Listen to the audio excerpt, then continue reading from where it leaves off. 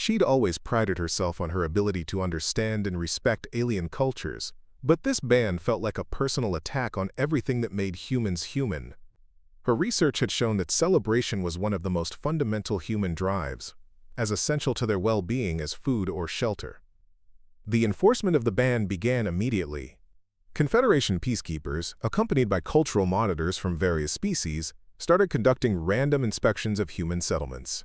The first violation was recorded on Europa Station, where a group of miners had gathered to celebrate a successful excavation.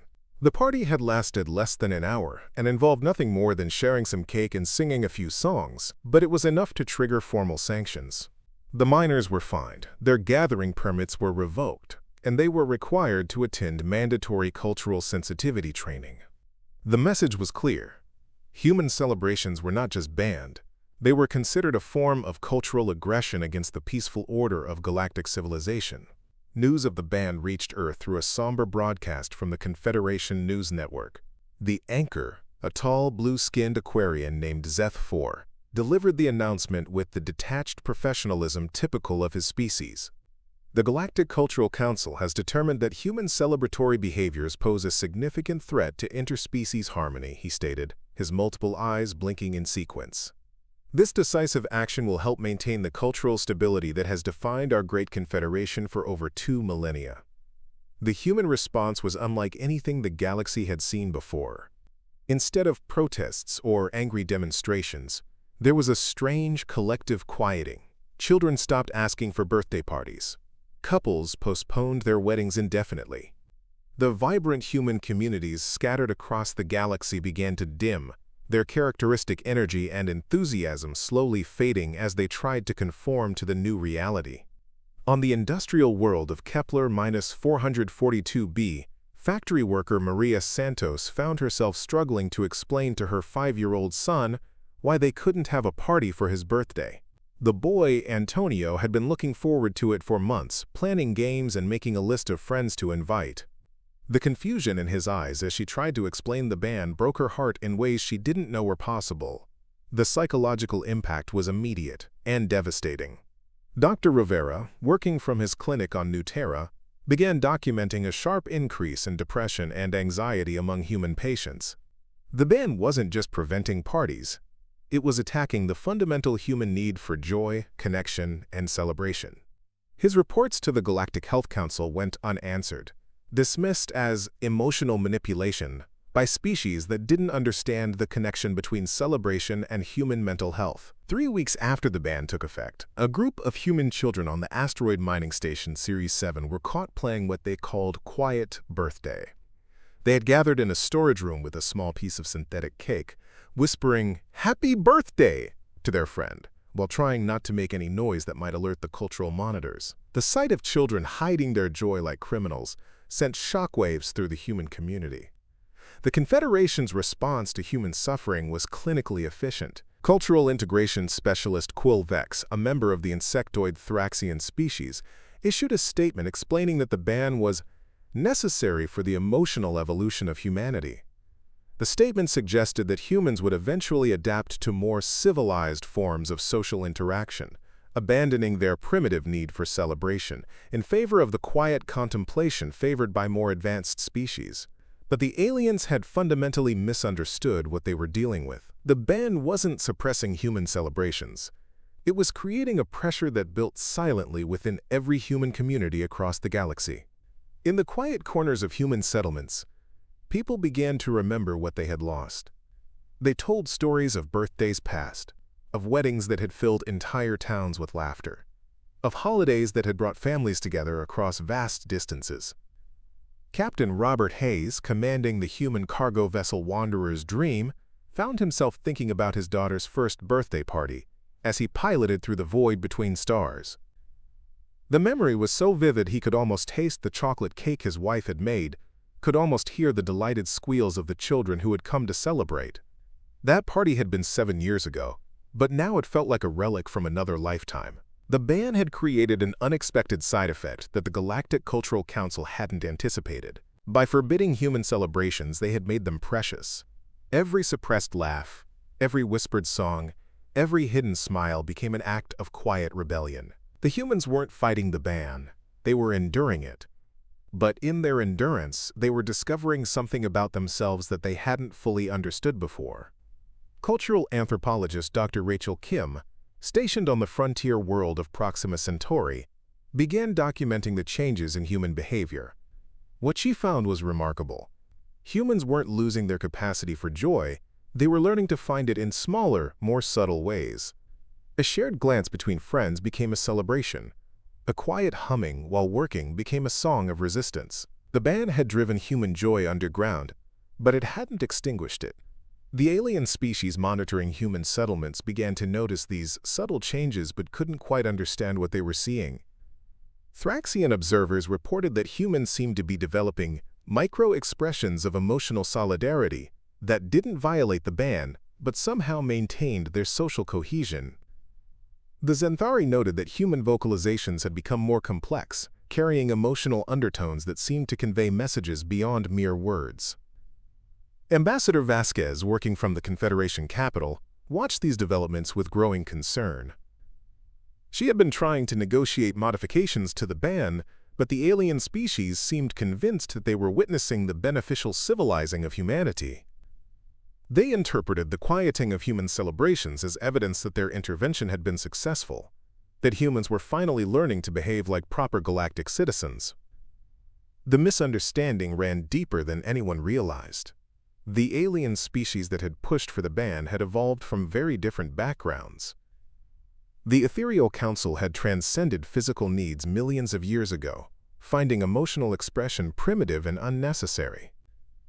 The crystalline collective experienced joy as a quantum resonance that occurred over geological timescales. The hive mind of Sector 7 found individual celebration incomprehensible, as their happiness was a collective experience shared by billions of connected minds.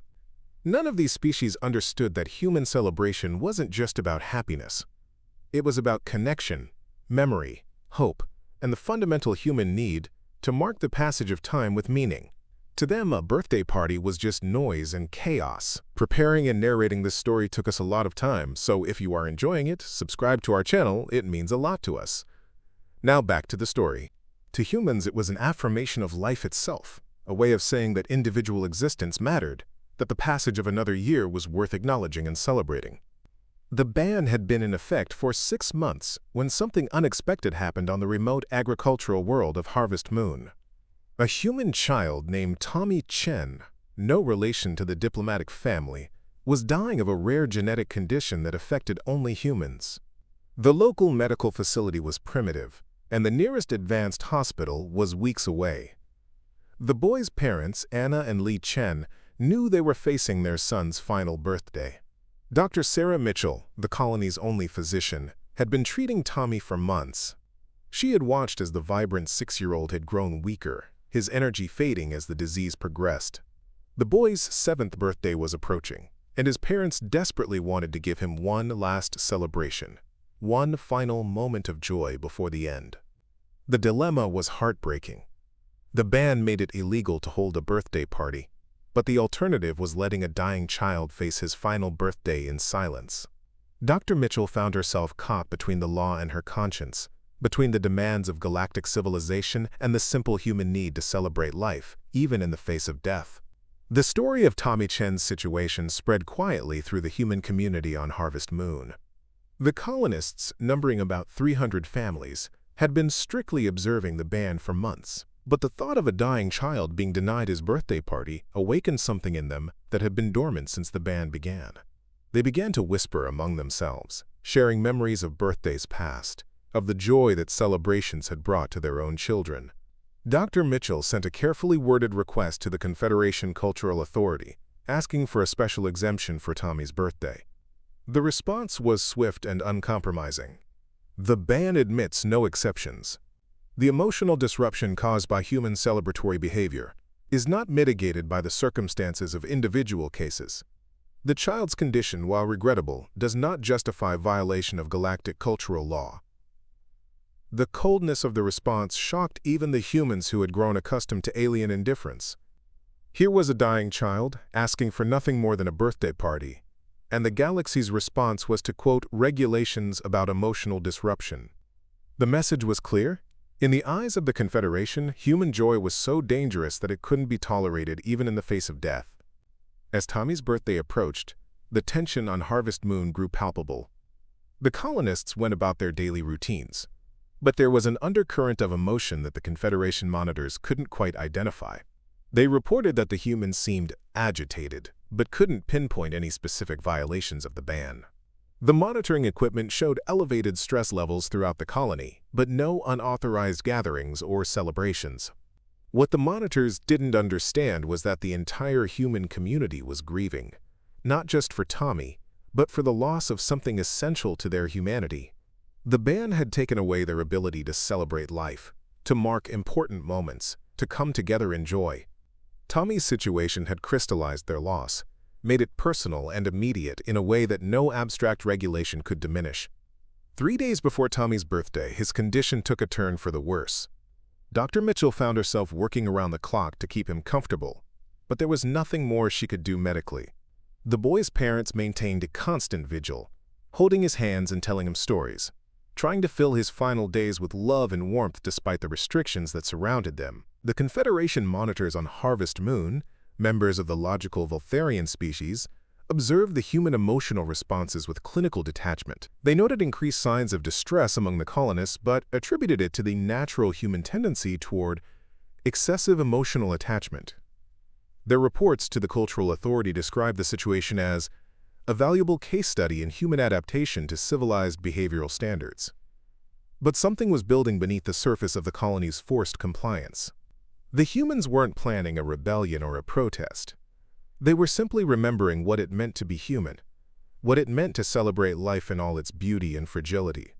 The ban had taken away their parties, but it couldn't take away their capacity for love, for connection, for the deep human need to mark the precious moments that make life meaningful.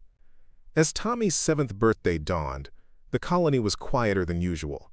The humans went about their work with a subdued efficiency that the monitors interpreted as proper compliance with galactic cultural standards. But in the small medical facility where Tommy lay dying, something was about to happen that would change everything. The boy's parents sat beside his bed, holding his frail hands as he slept. Dr. Mitchell monitored his vital signs, knowing that each breath might be his last. The room was silent, except for the soft beeping of medical equipment and the gentle hum of the life support systems that were keeping Tommy comfortable. At exactly 10:47 a.m., 7 years to the minute after Tommy's birth, something extraordinary happened. Anna Chen began to sing. It was soft at first, barely more than a whisper, but it was unmistakably "Happy Birthday." Her voice was joined by her husband's, then by Dr. Mitchell's, then by the nurses who had been caring for Tommy throughout his illness. The song was quiet, respectful, filled with love and sorrow and hope. It wasn't the kind of celebration that the ban had been designed to prevent. There was no loud music, no party favors, no chaotic emotional displays. It was simply a mother singing to her dying son, surrounded by people who cared about him, marking the miracle of his existence in the only way they knew how. But the Confederation monitors detected it immediately. Their sensors registered the synchronized vocalization, the elevated emotional readings, the gathering of humans in a single location for non-essential purposes. Alerts began flashing on their monitoring stations, indicating a clear violation of the celebration ban. The lead monitor, a Voltharian named Keth Prime, reviewed the data with typical logical precision. The readings were unambiguous. Multiple humans had gathered to engage in prohibited celebratory behavior.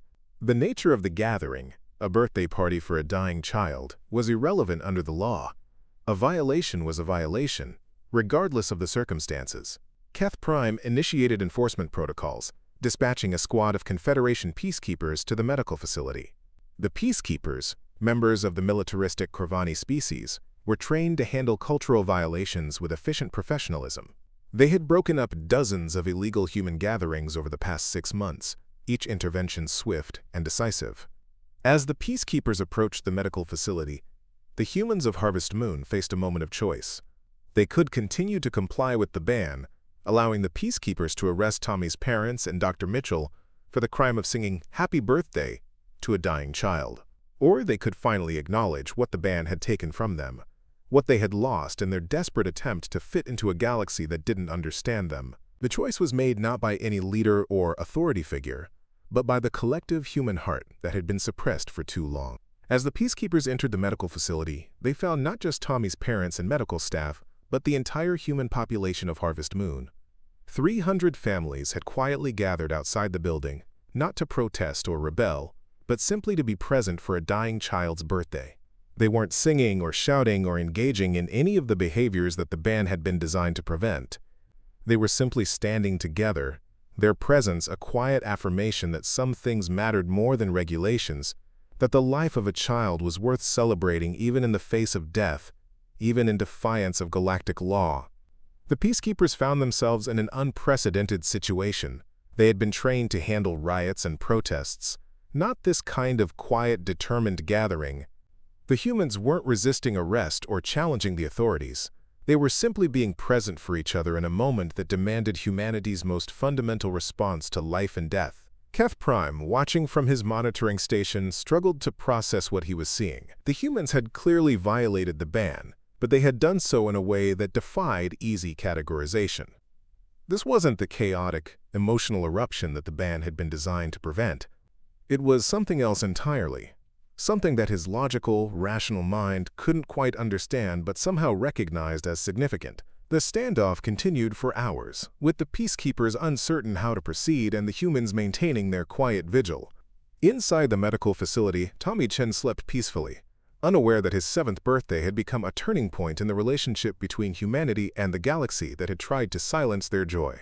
As the day wore on, news of the situation on Harvest Moon began to spread through the human communities scattered across the galaxy. The story was simple but profound: a dying child, a birthday song, and a community that had chosen love over law, humanity over compliance. It was a story that resonated with every human who had struggled to understand their place in a galaxy that seemed determined to diminish everything that made them who they were. The ban had been designed to civilize humanity, to force them to abandon their primitive need for celebration in favor of the quiet contemplation preferred by more advanced species. But in trying to suppress human joy, the galaxy had instead revealed its power, its necessity, its fundamental role in what it meant to be human. Tommy Chen's birthday was ending, but something new was beginning. The humans of Harvest Moon had shown that there were things worth standing for, even in the face of galactic authority. They had proven that celebration wasn't just about happiness. It was about affirming life itself, about marking the precious moments that make existence meaningful, about standing together in the face of loss and uncertainty. The peacekeepers still surrounded the medical facility, their orders clear but their purpose uncertain.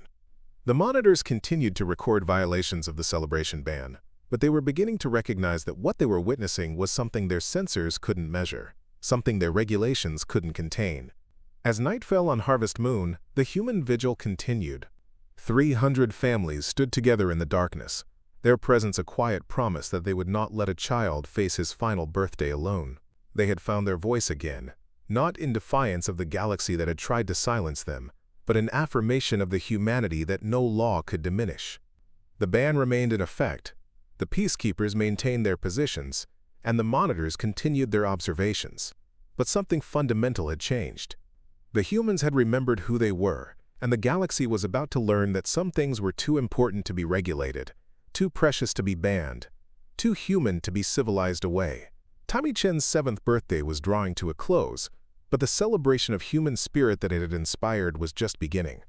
The quiet revolution that had started with a dying child's birthday song was about to spread across the galaxy, carried by the simple but powerful truth that joy, love, and celebration were not weaknesses to be suppressed, but strengths to be cherished. The galaxy had tried to ban human parties, but they had awakened something far more powerful. The unbreakable human spirit that found reasons to celebrate even in the darkest moments, that created light in the midst of darkness, that insisted on joy even when the universe seemed determined to deny it. The news from Harvest Moon traveled through the galaxy's communication networks like ripples in still water. Within 48 hours, every major news outlet across Confederation space was reporting on what they termed the Tommy Chen incident. The coverage varied dramatically depending on the species doing the reporting. The Ethereal Council's official statement was predictably dismissive. Through their crystalline communication arrays, they broadcast their interpretation of events. A primitive species demonstrates its inability to comply with basic civilizational standards, even in the face of individual mortality. This incident validates the necessity of stronger behavioral modification protocols. But other species were beginning to ask questions. Dr. Zenthari, a respected sociologist from the aquatic Nereid civilization, published a controversial analysis that sent shockwaves through academic circles. Her research had focused on the psychological foundations of different species' social structures, and she had been quietly studying human behavior since the ban's implementation. "We may have fundamentally misunderstood the nature of human celebration," she wrote in her report to the Galactic Institute of Social Sciences. "What we interpreted as chaotic emotional display appears to be a sophisticated social bonding mechanism essential to human psychological stability. The Harvest Moon incident suggests that prohibiting these behaviors may be causing more disruption than allowing them." The report was immediately challenged by established xenosociologists. Professor Zenthari of the Thraxian Academic Collective published a scathing rebuttal, arguing that Dr. Zenthari was falling victim to emotional contamination from prolonged exposure to human subjects. "Proper scientific observation requires emotional detachment," he wrote. "Any attempt to justify primitive behavioral patterns through empathetic interpretation undermines the objective standards that separate civilization from chaos." Meanwhile, on the frontier mining world of Kepler-438b, something unexpected was happening. The human miners had been among the most compliant with the celebration ban, understanding that their jobs depended on maintaining good relationships with their alien supervisors. But news of Tommy Chen's situation had stirred something deep within their community. Foreman Jake Sullivan had been working the asteroid mines for 15 years, supervising crews that extracted rare minerals essential to galactic technology. His workforce was entirely human, but his bosses were Corvani industrialists who valued efficiency above all else.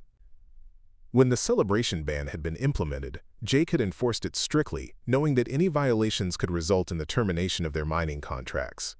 But Tommy's story had affected Jake in ways he hadn't expected. The image of a dying child being denied his birthday party reminded him of his own son back on Earth, who had celebrated his 10th birthday just weeks before the ban. The memory of that party, the laughter, the games, the pure joy on his son's face, had sustained Jake through months of lonely work in the asteroid belt. The Corvani supervisors had noticed changes in human productivity since the ban's implementation.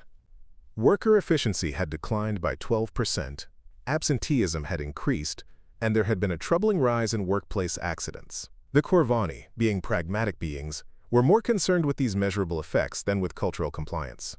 Supervisor Krinvash approached Jake with these concerns during their weekly production meeting. "Explain the decline in human performance," the imposing reptilian demanded, his black eyes reflecting the harsh lighting of the mining station's command center. Jake chose his words carefully. "The workers are struggling with morale issues related to the cultural restrictions. Humans need social connection to maintain optimal performance." Krinvash processed this information with typical Corvani directness. Social connection is achieved through work cooperation. Why do humans require additional bonding activities? The question forced Jake to articulate something he had never fully analyzed. Humans bond through shared experiences of joy. Work provides connection, but celebration creates deeper psychological ties that improve overall group cohesion. The Corvani supervisor considered this pragmatic explanation. Unlike the species that had pushed for the celebration ban, the Corvani were not concerned with philosophical purity or cultural evolution. They measured success through tangible results, and the results of the ban were clearly negative for human productivity. "Propose a solution," Krinvash ordered. Jake felt his heart racing as he made a decision that could cost him his job. "We need to test whether limited celebration improves worker performance. A controlled experiment to measure the relationship between human social bonding and productivity." The proposal was audacious in its simplicity. The Corvani valued data above ideology, and Jake was offering them a chance to gather empirical evidence about human behavior. After consulting with the mining consortium's efficiency analysts, Krinvash approved a limited trial. The experiment would be carefully controlled. One mining crew would be permitted to hold a small celebration for a worker's birthday, while another crew would continue operating under the ban. Productivity, safety metrics, and psychological evaluations would be compared to determine the effects of celebration on human performance. News of the Corvani experiments spread quickly through the human mining communities. It wasn't official approval of celebrations, but it was the first crack in the seemingly absolute wall of the ban. Other practical-minded species began to take notice, particularly those who employed human workers in various capacities. On the agricultural world of New Eden, the Verdani plantation owners were facing their own productivity crisis. Human farm workers had been essential to their operations for decades, their adaptability and work ethic making them ideal employees. But since the celebration ban, the quality of their work had noticeably declined. The Verdani, being plant-based beings, experienced emotion as seasonal cycles tied to photosynthetic processes. They had initially supported the ban because they found human emotional volatility disruptive to their slow, steady growth patterns. But the economic impact was becoming impossible to ignore. Agricultural Administrator Veltine noticed the correlation first. Human workers had traditionally marked harvest completions with small celebrations, sharing food, singing songs, expressing gratitude for successful crops. These celebrations had been banned, and subsequently, harvest yields had decreased, crop quality had suffered, and worker retention had plummeted. The humans appeared to require acknowledgement of achievement to maintain performance standards, Veltine reported to the Verdani Council. Their celebratory behaviors may serve a functional purpose in their work cycle. The Verdani Council authorized their own limited experiment, permitting human workers to hold a brief celebration following the completion of a major harvest. The celebration would be monitored and evaluated for its impact on subsequent work performance. These small experiments were taking place across the galaxy as practical-minded species began to question whether the celebration ban was serving their interests. The Corvani and Verdani were not motivated by sympathy for human culture. They were simply recognizing that suppressing human celebration was counterproductive to their economic goals. Dr. Yinthka continued her research, now with unofficial support from several species who were beginning to doubt the wisdom of the ban. Her latest findings were even more provocative than her initial report. She had discovered that human celebration served multiple psychological functions that other species fulfilled through different mechanisms. Human celebration appears to be their equivalent of the Thraxian hive mind connection, the ethereal transcendence meditation, or the crystalline quantum resonance, she wrote. It serves the same psychological needs that other species meet through their natural evolutionary adaptations. By banning celebration, we have essentially cut humans off from their primary method of achieving mental and social harmony. The implications of this research were staggering. If Dr. Yinthka was correct, the celebration ban wasn't just restricting human culture, it was denying them access to their fundamental psychological needs. It would be equivalent to banning Thraxians from their hive connections or preventing ethereals from entering transcendent states.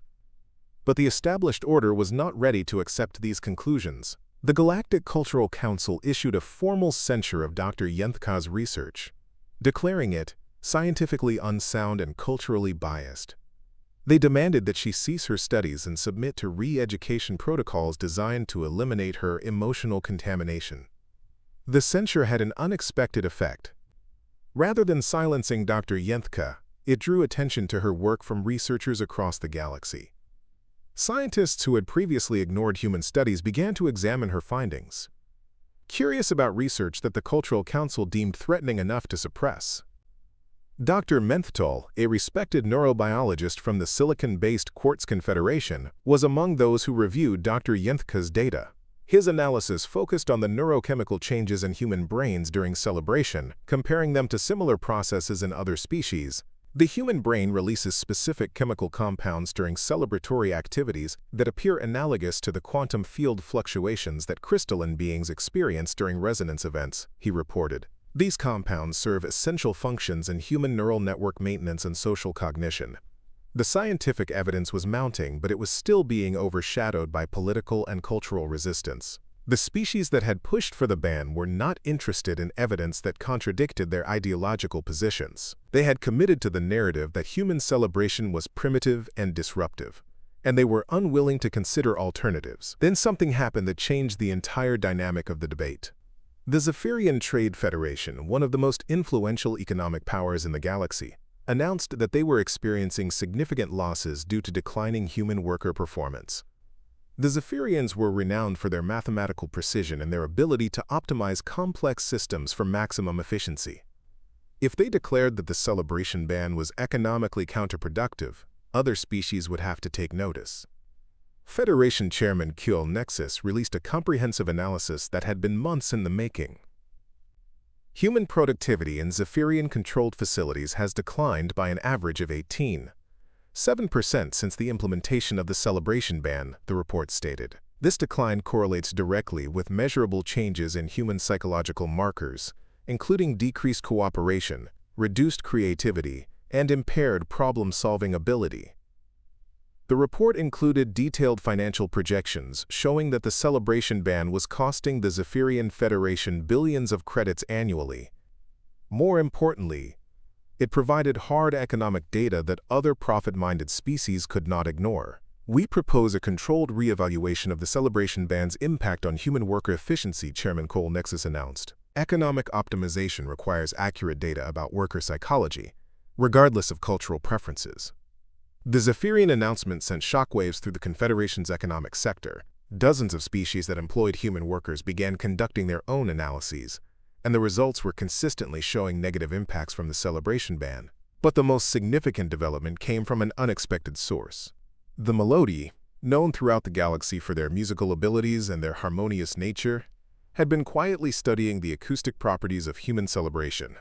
Their research had revealed something remarkable about human vocalizations during celebratory events. Melodi researcher Sing Harmony had been analyzing recordings of human celebrations from before the ban, focusing on the complex harmonic patterns that humans created when they sang together.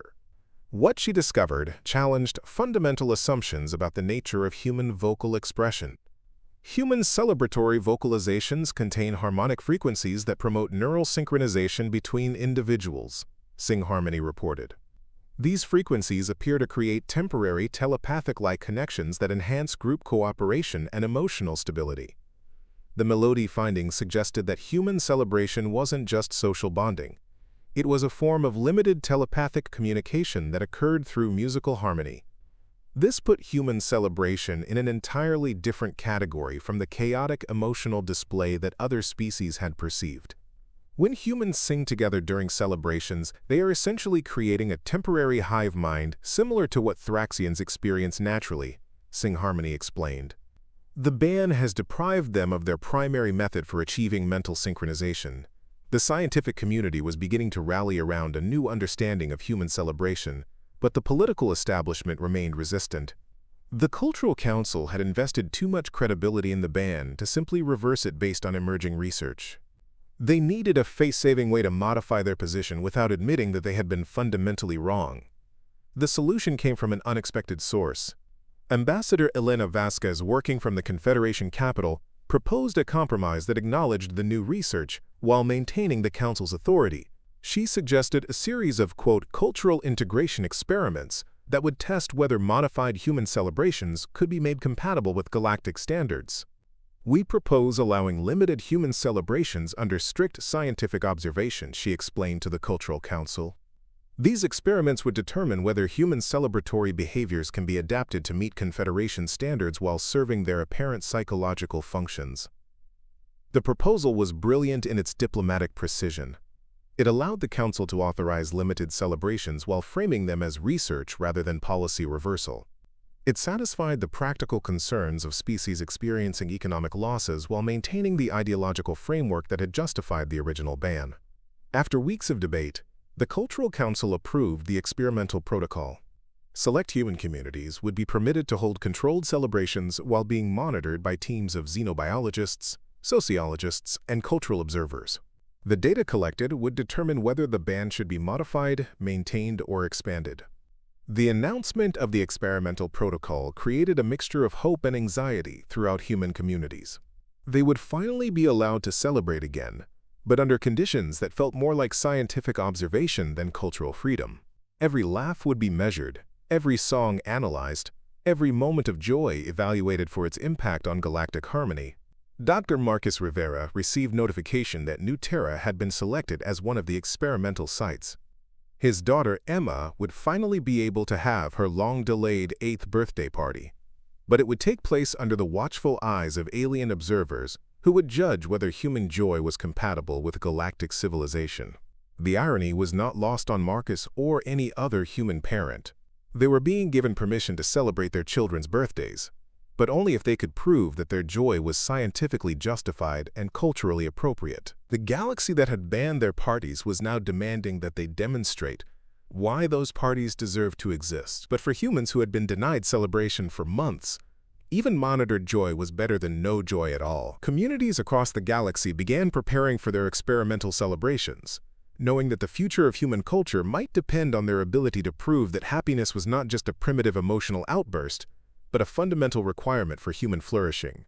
The stage was set for a confrontation between human nature and galactic ideology, between the spontaneous joy of celebration and the measured analysis of scientific observation.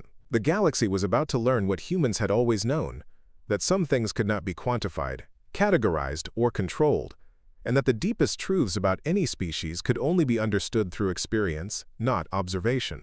Emma Rivera's 8th birthday party was scheduled for the following week, and it would be attended not just by her friends and family, but by representatives from a dozen alien species who would judge whether a little girl's laughter was compatible with the future of galactic civilization. Emma Rivera's birthday party was scheduled for 2 p.m. on a crisp Tuesday afternoon at the new Terra Community Center. The venue had been chosen specifically for its observation capabilities, with multiple viewing areas where the alien research teams could monitor the proceedings without interfering with the natural flow of the celebration. Dr. Marcus Rivera watched his daughter bounce excitedly around their small apartment that morning, her energy infectious despite the unusual circumstances. Emma had been planning this party for months, ever since the experimental protocol had been announced. She had made lists of games to play, foods to serve, and friends to invite, approaching her birthday with the same methodical enthusiasm that made her father proud. The monitoring team arrived 2 hours early to set up their equipment. Dr. Zenthari led the scientific observers, her aquatic form requiring a specialized environmental suit that allowed her to function in the terrestrial atmosphere. Alongside her were representatives from 7 different species, each bringing their own cultural perspective and scientific instruments to document the event. Melodi harmonist Sing Harmony positioned herself near the acoustics equipment, eager to analyze the vocal patterns that would emerge during the celebration. Thraxian sociologist Zenthari calibrated his behavioral measurement devices, while crystalline observer Lux Refraction prepared to monitor the quantum energy fluctuations that human emotions allegedly produced.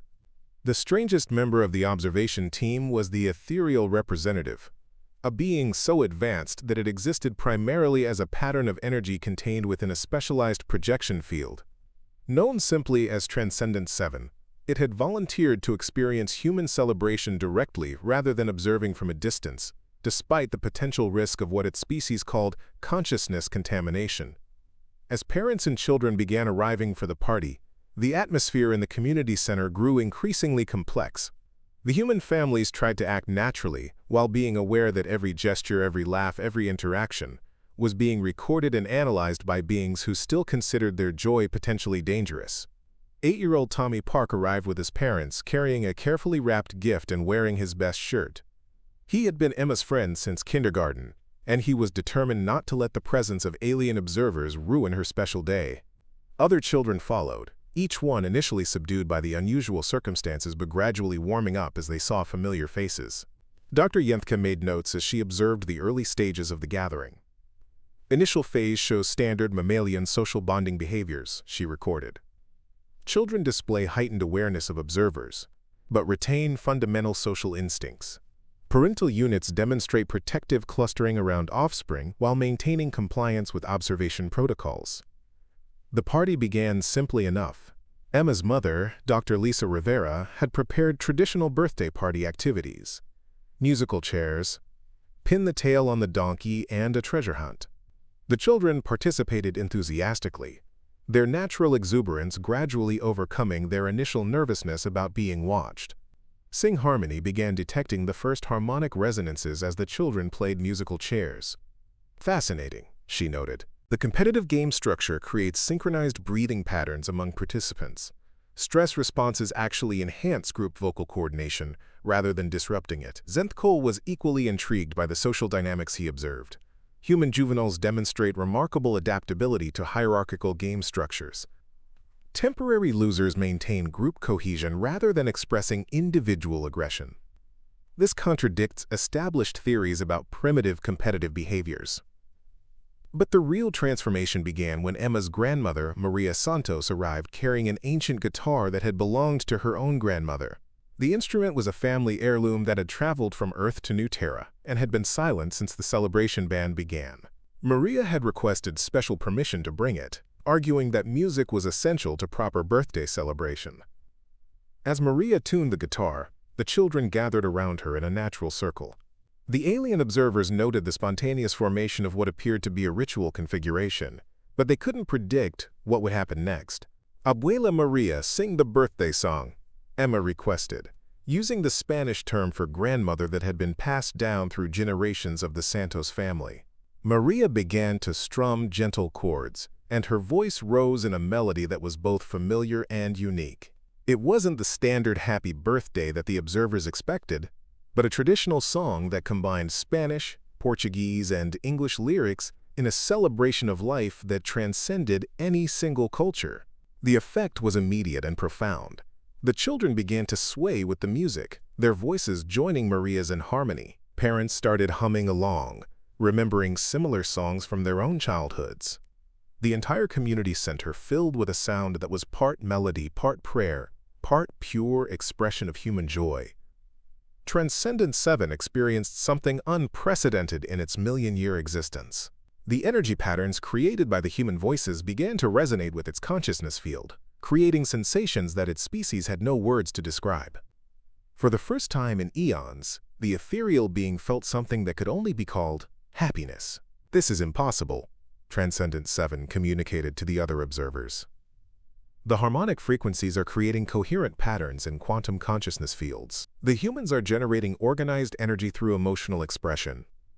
Lux Refraction's crystalline matrix began to vibrate in sympathy with the human voices. Confirmed. The vocalizations are producing measurable effects on local space-time geometry. This is not primitive emotion. This is sophisticated energy manipulation. Dr. Zenthari found herself swaying slightly to the rhythm, her scientific objectivity compromised by an unexpected emotional response. "The neurochemical cascade patterns are spreading beyond the human participants," she noted with growing wonder. "The celebratory energy is affecting non-human consciousness." As the song ended, 9-year-old Sarah Kim raised her hand like she was in school. "Can we play the dancing game now?"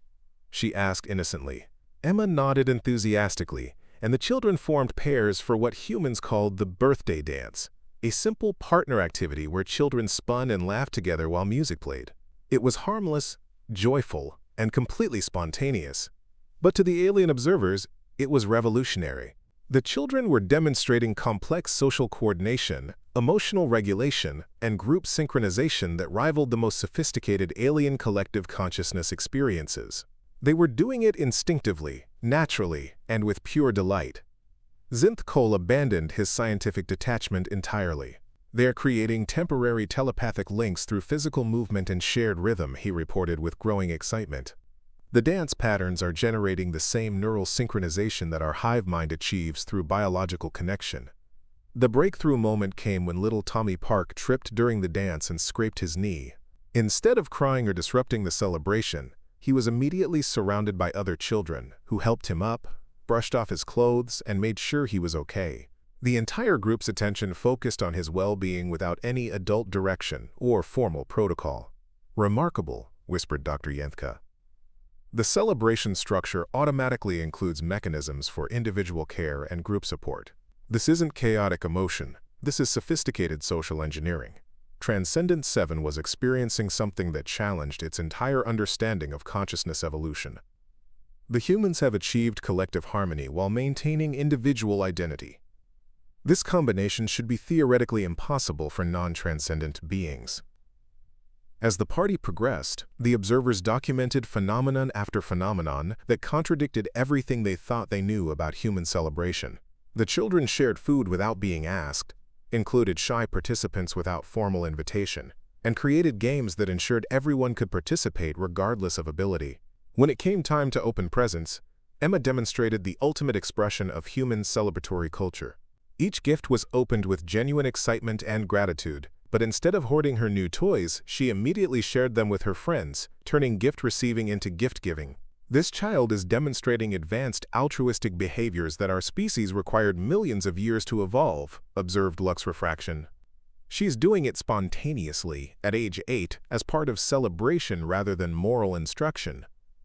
The final revelation came when Emma's father brought out the birthday cake. As the candles were lit and the children gathered around to sing, Transcendent 7 made a discovery that would reshape galactic understanding of consciousness itself. The humans are not generating chaotic energy, it announced to the stunned observation team. They are creating order from apparent chaos, harmony from individual expression, unity from diversity. This celebration is the most sophisticated consciousness achievement I have witnessed in my existence. The children sang "Happy Birthday" with voices that weren't perfectly in tune, with timing that wasn't precisely coordinated, with energy that wasn't carefully controlled. But the result was beautiful, joyful, and profoundly moving to every being present, regardless of species. As Emma blew out her candles and made her wish, every alien observer felt something they had never experienced before. The crystalline being's matrix resonated with harmonies it didn't know were possible. The ethereal consciousness expanded in ways that challenged its transcendent nature. The aquatic scientist found herself crying tears of wonder at the beauty of human connection. Dr. Zenthari turned to her colleagues with scientific objectivity completely abandoned. "We have been wrong about everything," she said simply. Human celebration isn't primitive chaos. It's the most advanced form of consciousness coordination in the known galaxy. The implications spread rapidly through the Confederation's communication networks. The observation data from Emma's birthday party was irrefutable. Human celebration created measurable improvements in psychological well-being, social cohesion, and even quantum consciousness fields. The ban hadn't been protecting galactic civilization from human chaos. It had been depriving the galaxy of humanity's greatest gift. Within 48 hours of Emma's party, the Galactic Cultural Council voted unanimously to rescind the celebration ban. More than that, they issued a formal apology to humanity and established the Institute for Celebratory Sciences to study how human party techniques could be adapted to benefit other species. The Ethereal Council, perhaps the most transformed by the experience, announced their decision to establish permanent cultural exchange programs with human communities. "We have spent millions of years seeking transcendence through isolation," Transcendent 7 explained. "Humans have achieved something greater, transcendence through connection." The Melodi requested permission to incorporate human harmonic patterns into their traditional songs. The Crystalline Collective began experimenting with consciousness parties that combined their quantum resonance with human celebration techniques. Even the logical Thraxians started holding, quote, efficiency celebrations that improved hive productivity through adapted human party games. But perhaps the most meaningful change occurred on Harvest Moon, where Tommy Chen had recovered enough to attend his first legal birthday party in over a year. The entire colony gathered to celebrate, joined by representatives from dozens of species who came not as observers but as participants. As Tommy blew out the candles on his cake, surrounded by friends from multiple worlds and species, he made a wish that had already come true, that the galaxy would finally understand what humans had always known, that joy shared is joy multiplied, that celebration creates connection, and that happiness is not a weakness to be suppressed, but a strength to be cherished. The celebration ban was over, but its end marked the beginning of something far more beautiful, a galaxy learning to laugh, to sing, to dance, and to celebrate life in all its magnificent diversity. Humans had taught the universe how to throw a party, and the universe would never be the same. Emma Rivera, blowing out 8 candles on a simple birthday cake, had accomplished what armies and governments could not. She had shown an entire galaxy that the most powerful force in the universe wasn't technology or transcendence or collective consciousness. It was joy, freely given and openly shared, transforming everyone it touched. Up next, you've got 2 more standout stories right on your screen. If this one hit the mark, you won't want to pass these up. Just click and check them out.